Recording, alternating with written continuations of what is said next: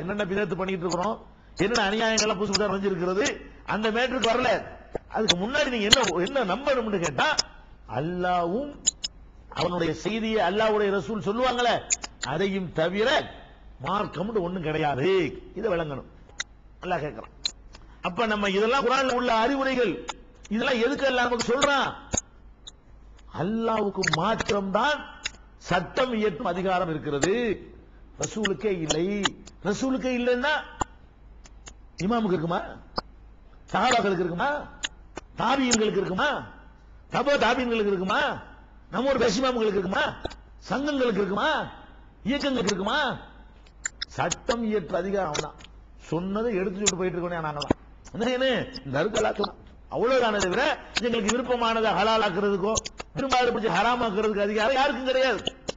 இதை விட இந்த எதுக்கெல்லாம் நான் சொல்றேன்னு கேட்டா, இதெல்லாம் அஸ்திவாரம். நான் பின்னாடி சொல்ல போற செய்திகளுக்கு இது அஸ்திவாரம். அந்த மெசேஜ்க்கு நான் வரல. என்னென்ன பிதத்து பண்ணிட்டு இருக்கிறோம், என்னென்ன அநியாயங்கள்லாம் புதுசு புதுசா நுழைஞ்சிருக்கிறது, அந்த மேட்டருக்கு வரல. அதுக்கு முன்னாடி நீங்க என்ன நம்பணும்னு கேட்டா, அல்லாவும் அவனுடைய செய்தியை அல்லாஹ்வுடைய ரசூல், அதுக்கு முன்னாடி நீங்க என்ன நம்பணும்னு கேட்டா, அல்லாவும் அவனுடைய செய்தியை அல்லாஹ்வுடைய ரசூல் சொல்லுவாங்களே அதையும் தவிர மார்க்கம் ஒண்ணும் கிடையாது. இதை விளங்கணும். நபிகள் நாயகம் ஸல்லல்லாஹு அலைஹி வஸல்லம் காலத்துல பரீராண்டு ஒரு அம்மா இருந்தாங்க. பரீராண்டு அவங்க ஒரு அடிமை. அந்த காலத்துல மனிதர்கள் என்ன செஞ்சாங்க, ஆடு மாடு மாதிரி விற்பாங்க, அடிமையா இருப்பாங்க. ஆடு மாதிரி சந்தையில் வாங்கிட்டு வரலாம், அப்படி இருந்தாங்க. அந்த மாதிரி இருந்த அடிமை பரீரா. அந்த பரீராவை ஆயிஷா நாயகி வாங்கி வேலைக்கு வச்சிருந்தாங்க. பிறகு அந்த அடிமை தலையிலிருந்து அவங்களை விடுதலை செஞ்சுட்டாங்க.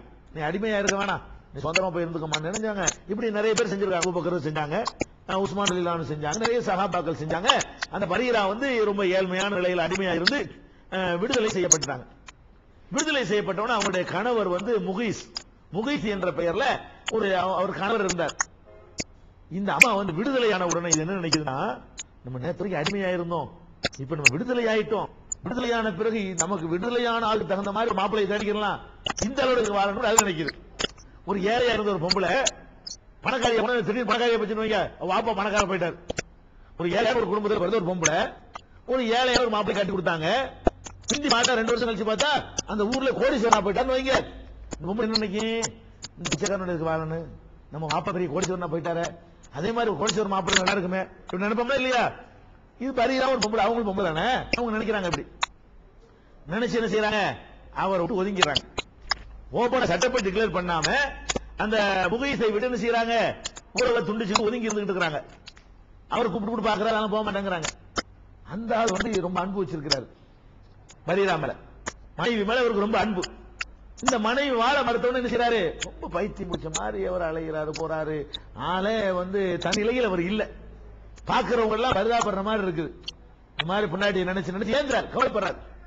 அப்ப ரசூல் ஸல்லல்லாஹு அலைஹி வஸல்லம் கிட்ட சஹாபாக்கள் எல்லாம் முறையிடுறாங்க. சில பேர் அல்லாஹ்வுடைய பார்க்கவே பாவமா இருக்காண்டால, அந்த பின்னாடி வாழவே மாட்டாங்களாம், நீங்க கூப்பிட்டு ஏதாவது சொல்லலாம்ல அப்படின்னு சொல்றாங்க.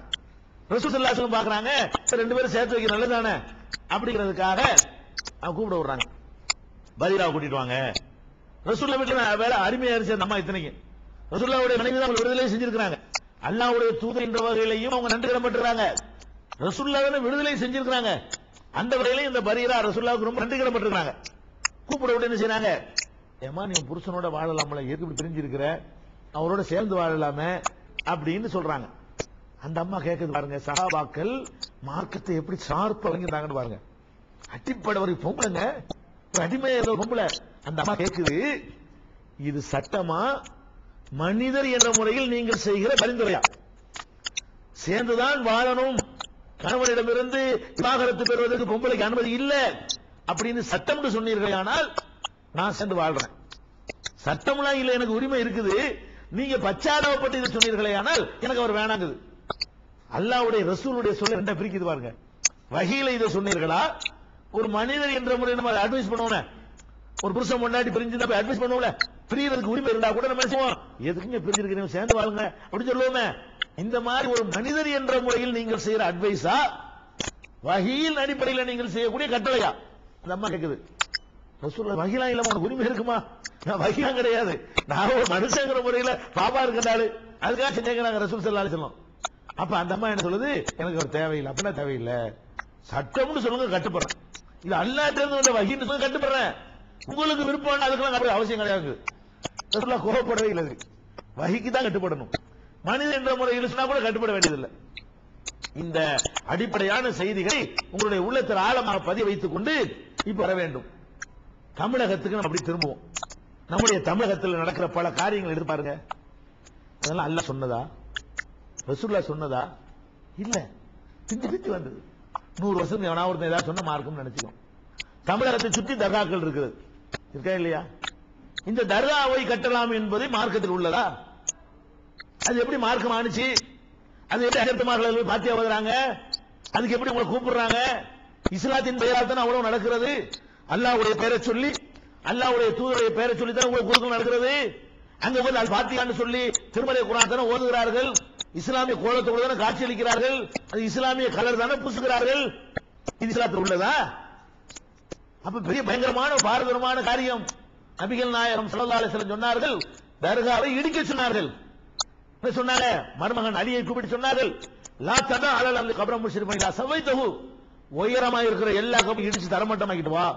மருமகன் அனுப்புறாங்க. நபிகள் நாயகம் ஸல்லல்லாஹு அலைஹி வஸல்லம் கையில் அல்லாஹ் ஆட்சியை கொடுத்த உடனே ஆங்காங்கே யூதர்கள் கபர்களை கட்டி வச்சிருந்தார்கள். எல்லாத்தையும் இடிச்சு தகர்த்துட்டு வா, கபரே இருக்கக்கூடாது, கபர்ல கட்டணம் இருக்கக்கூடாது. இப்படி எச்சரித்தாங்க.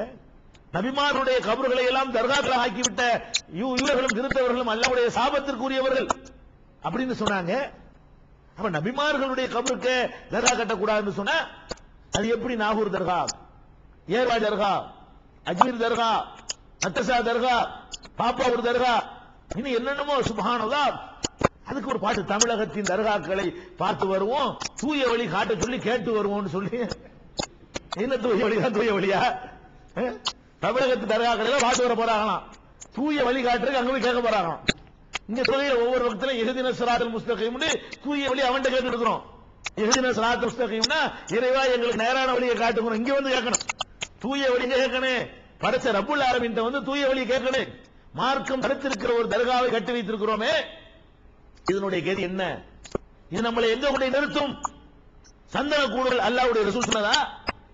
ஒரு மனிதனுக்கு சந்தன கூடு இருக்கலாம், தர்கா கட்டலாம் என்றால் அல்லாஹ்வுடைய தூதர் கட்டியிருப்பாங்களே. ரசூல் ஸல்லல்லாஹு அலைஹி வஸல்லம் பிறந்த நாள் அன்னைக்கு சந்தன கூடு எடுக்கப்படுதா? அவங்களுக்காக கொடிமரம் ஏற்றப்படுதா? அவங்களுடைய ரவுலாவுல உண்டியல் வைக்கப்பட்டிருக்கிறதா? அது காணிக்கைகள் வாங்கப்படுகிறதா? அங்க விழுந்து சஜ்தா செய்யப்படுகிறதா? திருமணம் அடிக்கிறான், அல்ல அப்படி ஆக்கி வச்சிருக்கான், பாருங்க, காப்பாத்தி வச்சுக்கிறான். மஸ்ஜித் நபவிக்கு போறவங்க இந்த பக்கம் இருக்கிறவங்க போல இப்படி திரும்பி கையை ஏந்திரான்னு வைங்க, அங்க உள்ள சுருத்தி வந்து என்ன பண்ணுவான்? அடி பண்ண இல்ல போலீஸ் துணி எடுத்து போடுவான்.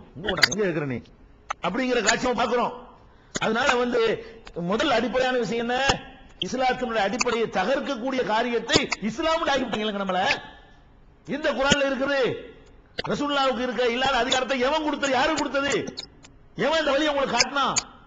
இஸ்லாத்தில் உள்ளதை காட்டுங்க. தர்கா கட்டலாம் காட்டுங்க, கட்டுவோம், இன்னும் நிறைய கட்டுவோம். இல்லாத ஊர்லாம் போய் கட்டி வருவோம். அல்லாஹ்வுடைய ரசூல் சொல்லாத ஒன்றை, அனுமதிக்காத ஒன்றை, தடுத்த ஒன்றை, கட்டக்கூடாது என்று சொன்ன இடிக்க சொன்ன ஒன்றை எப்படி இஸ்லாம் என்று சொன்னார்கள்? இதான் பிதத். இது பிளஸ் ஷிர்க் நினைக்கிறது. கட்டியது பிதத், அங்க போய் கும்பிடுறது ஷிர்க், அங்க போய் கேட்கறது ஷிர்க், அங்க போய் கோரிக்கை வைக்கிறது ஷிர்க், அங்க போய் சைதா செய்யறது ஷிர்க், அங்க போய் விளக்கமாட்டு அடி வாங்குறது ஷிர்க். விளக்கமாட்டு அடி வாங்குறாங்க, மயிலார கட்டி அடி வாங்குறான், அது காசு. அவர் கூட செருப்புனதுக்கு தலையில வைக்கிறான். நாவூருக்கு போனீங்கன்னா செருப்பத்திக்கு தலையில் வைக்கிறதுக்கு தனி காசு. சும்மா நீங்க தர்ம தரிசனத்துக்கு சும்மா அது காசு இல்லாம தர்ம தரிசனத்துக்கு செருப்பு கிடைக்காது. காசு முடிக்கணும் வைங்க, அதுக்கு என்ன செய்யும்? செருப்படியும் கிடைக்கும். இந்த அளவுக்கு நம்ம என்ன செருப்படி வாங்குறது மார்க்கமா? ஒரு மனுஷன் போட்ட செருப்பாவே இருக்கட்டும், அவரே போட்டிருக்கட்டுமே, அவர் நல்லடியாவே இருக்கட்டுமே. இப்ப சஹாபாக்கள் ரசூலுல்லாஹ் செருப்பு தலையில் வச்சுக்கிட்டாங்களா?